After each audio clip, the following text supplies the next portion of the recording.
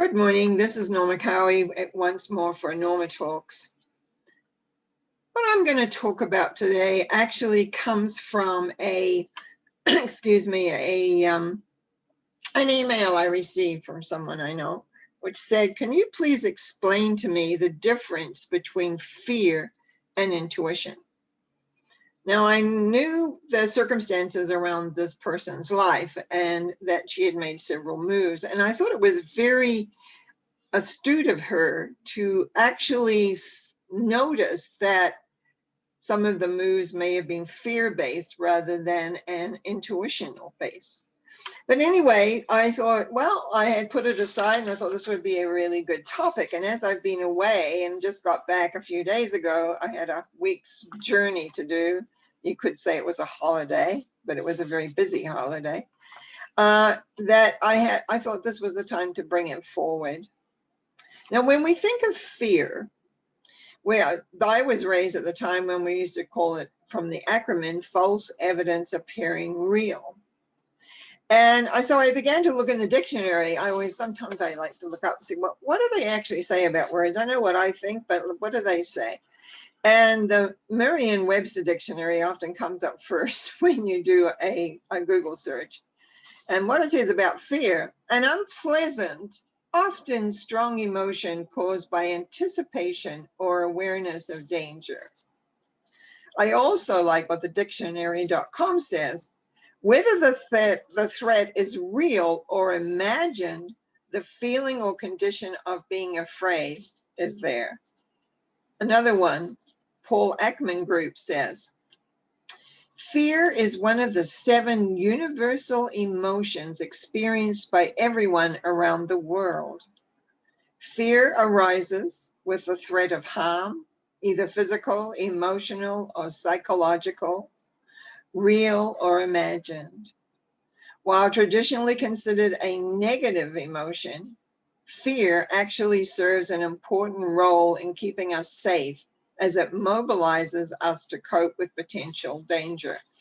To me, that is when you are maybe close to a cliff and you're getting too close, and you look down from the cliff into the canyon below and you back up. I do that when I go to the Grand Canyon. It takes me a moment or two to get used to that big hole down there. And I wasn't very good on heights for a long, long time because I'd had some falls from heights. And so, which had created my fear. Before that, I was fearless. And so I understand that, yeah, it does, but it's still not real, because mostly just your own sanity will say, oh, this is getting too close. Hopefully your sanity will say that it goes. But I also found this interesting, and I just had to include it. What does the Bible say about fear? The term fear not is stated in the Bible 365 times, which ironically is how many days in a year, which we know. And then it just goes on, and I thought this was interesting too. The Bible instructs us in ways to fight against the strongholds of fear, but none mean doing the fighting on our own. God is in our corner, wanting to fight our battles. So these are 5 ways the Bible teaches us not to fear of letting God take over. Well, I haven't got those down here. Now, if you have listened to my talks before, and thank you for subscribing and commenting, etc., you will have noticed I talk about a universal love force that is there. And yes, that can help with overcoming fear, because I think it has a lot to do with your imagination. Fear, it comes in mentally, and so I looked up imagination. And the Merriam-Webster dictionary, the act or power of forming a mental image of something, it says, not present to the senses or never before wholly perceived in reality. Personally, Cambridge English Dictionary says, the imagination definition, the faculty of imagining or of forming mental images or concepts of what is not actually present to the senses. And the second one was the product of imagining a conception or mental creation, often a baseless or fanciful one, ability to face and resolve difficulties, and resourcefulness. I agree with that myself, because I have experienced not having fear and then having fear. And I find that my mind imagines all sorts of things. And I see this a lot because I work with a lot of people who have anxiety, and they quite often will have all this imaginary things in their minds about this happens, or maybe this happens, and what if this, and what if that. And instead of staying in the present and knowing what it is they really want, their mind goes on all these different directions of what ifs, maybes, perhapses, and then they fear to make a move. I personally also look back over my life and see where fear of criticism, fear of restriction, fear of speaking out has often kept me back from being able to create what I wanted to create. When I look back, that would be one thing perhaps I have some regret on, that I haven't been able to be as forceful, although a lot of people think that, but there are many, many times when I was fearful of a rejection. And if you're fearful of, that's imaginary. If someone says no, or they, whatever they're going to say to you, that's just a piece of information that you can take into yourself. And I really hope some people learn from my era of time and space. So the fear basically starts in the mind and comes into an emotional issue. Now, I just have to make the comment that in this last year and a half, we have had a lot of fear put out there, and a lot of people have reacted to that. And because their minds are like, oh my goodness, this, that, and the other. So it can be created from a whole different element that you take in, and then your mind grows on it. And of course, lots have been written about how one can be controlled through fear. So we want to watch for our imaginations. Are we blowing this up? Anything? Are we blowing this up? Like I blew up. What if, oh, if I don't think I can handle if I ask this, or if I do this and it doesn't work, or I get rejected. And I had to overcome a lot of that. And even today, sometimes I'll hesitate. And then I realize that's old programming. Forget it. We don't need that. Fear versus intuition. Let's go to a different topic. Now, when I looked up again in the good old dictionaries, it says intuition as a noun, the faculty of knowing or understanding something without reasoning or proof, or an impression or insight gained by the use of, it says this faculty, I am not quite sure what that's, and a looking on, a sight or view. Now the good old dictionaries say, Merriam-Webster, the power or facility of attaining to direct knowledge or cognition without the evident rational thought and interference. I really like that one. And the dictionary.com said direct perception of truth, fact, independent of any reasoning process, immediate apprehension. The thing is that with intuition, it's not something you think or thought, you just know. So what did I say to the person who made this inquiry? I wrote back to her and I said, the feeling of fear is an emotion. You feel it. Now, I think I'm not sure exactly if I said everything because it was a while ago and I didn't keep the email reply. The concern is that your mind is, see, most of things we think first. We think and then we feel. And we react to the thought. So but your body will feel the emotion. You may not even be aware or registered the thought you had, but you feel the emotion. So the fear, the thought will be like, for this person, I need to move, or I need to get out of here, or I need to do something. That's the reaction to the circumstances. So then the emotion that you feel is actually fear-based now, because now the imagination makes it bigger, because now it becomes necessary, in this case, to get out, to leave. The intuitional element is the knowing, just the knowing. There's no real reasoning. There's no thought about it. You just know it. We don't often always have that knowing fully or even recognize that's what it is. But the intuitional, the knowingness, is this the psychic part of you? It's connected, I'm sure. It's connected. Now, where does the knowing come from? It has to come from somewhere. It comes from your psychic senses. It comes from your sense of listening. Mostly that's to do with listening. So intuition in a lot of ways is learning how to listen to your inner self. How does your inner self work? How does it deal? So let's think about this for a minute.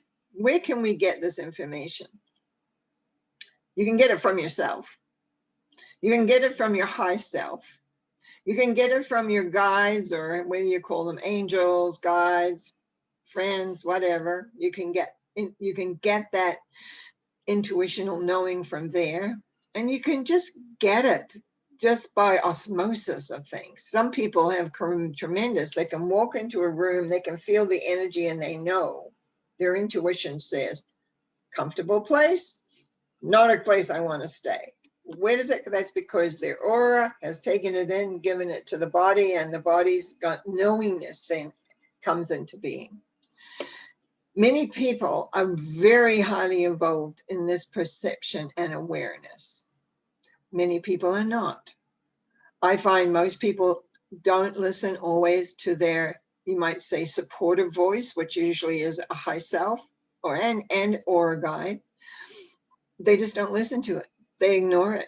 They stay in their, you might say, their own thinking vibration, which often is fearful or unsure or mistrusting, which is basically a fear issue. I'm just gonna put my glasses back a bit.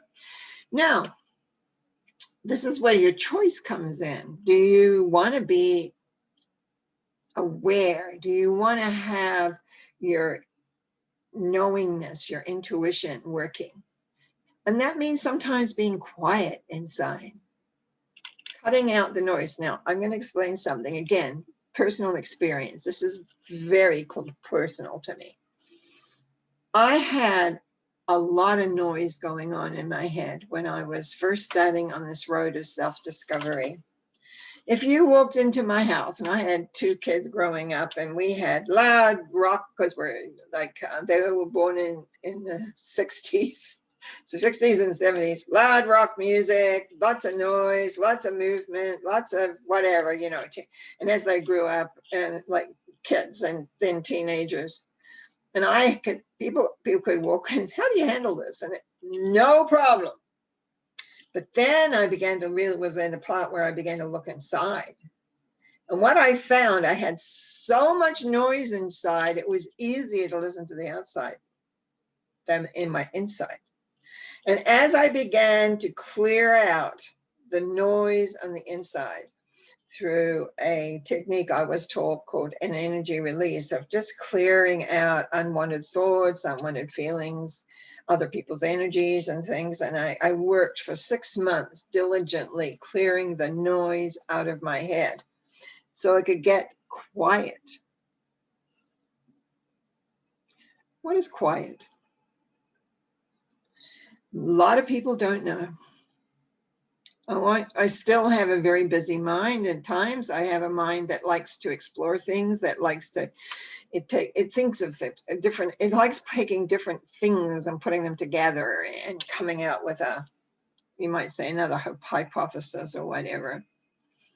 And the danger of a busy mind is that you don't get to hear the inspirations that can come to you.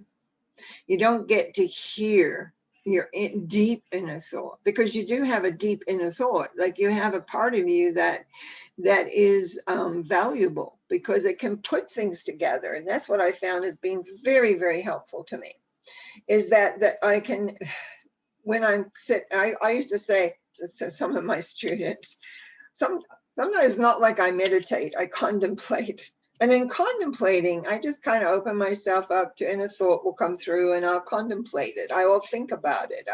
But it's not done with noise, or it's not done with a hurry, or it's like allowing it to sit down into this intuitional knowing place. That's taking my own knowingness, coming into, does that feel right? Does it sit right? Does that kind of work? And so to kind of wrap up, we have a choice, but we have several choices. But that's what being a human is, being able to choose. We can choose to live in fear. Some of us live in fears in one little pocket of our world. Some of us live in fear of everything. As I said, I deal a lot with anxiety and PTSD and people who, their nervous system is shot, basically. And then there's us having just normal fears, which I think is a problem. There are some situations we need to be fearful of. If you see a car coming for you and you think, oh, it's not going to stop, there is a reaction you have. But usually you don't. You kind of do what you got to do in the moment. It's when you're rendered helpless, stuck, or when you can't get that beautiful thinking mind off the buildup, as I talked about, imagination, the what ifs and maybes and perhapses. Sometimes with my clients, I'm saying, quit the what ifs, maybes, and perhapses. That's not your reality yet. And that's what will happen if you keep on. Let's take a look at what is real, what you're really dealing with, and what are the alternatives in this reality time. Is that called reality thinking? Maybe. Yeah, probably is. So we have that choice. Do we stay in that fearful mode? And right now, with so much fear running around about everything, doesn't matter whether you're plus or a minus, whether you support this or support that, there's fear on all sides. It doesn't matter where you turn, there's fear. So you got to look at that. False evidence appearing real. Is it real? It's looking at that point. It's something that I've spent a lot of time doing with my own personal self, but also in the world right now. Is this real? Or is it just hearsay or propaganda, etc.? Versus clearing the mind, allowing your intuition to come in via, remember, as I said, your own self, just picking up information, giving it to you, and a knowing. It's not going to be, it's not emotional. Knowing is not an emotional thing. It's a knowing, it's a beyond. High self, guides, any other way that supports you. What I find with the intuition, it is a supportive thought. It may say, don't go there today. It's supporting you in not going because there's not a good day to go. There's many ways that can happen. I know I have had it doesn't happen to me a lot, and some people it does happen a lot too, I have to admit that. But every now and again, I'll get a thought that comes in from a very different, it almost has an angle to it. And I know to listen to that thought. I know the knowing. I know that thought is going to be absolutely on okay. For myself, I have only had it a few times in my life, but I know now that when that thought comes in, no matter what you're doing, no matter what you follow what it says. And then that will work for you and you will be okay, no matter what's going on. I also have had very clear voices in my head sometimes saying, do this or do that. And so I want you to think about what drives you. Are you driven by fear? Have you looked at what that fear really is inside? What does it trigger in you? Are you like I was, with lots of mental clatter going on, so that's very hard to kind of go beyond that? Or are you wanting and needing to move clear, to have the mental clarity, to have the feeling of peace inside, to have that intuitional element so you can hear your high self, so you can hear your guide, and you can hear you. And I think that's the most important, that we can hear us, what we really, really feel on the inner workings of ourselves. So that's my talk today. I trust that you enjoyed that. I trust that you will find your own awareness of this. In the meantime, if you want to contact me, www.normacowie.com, well, you can do that. So blessings for the day. Thank you for listening.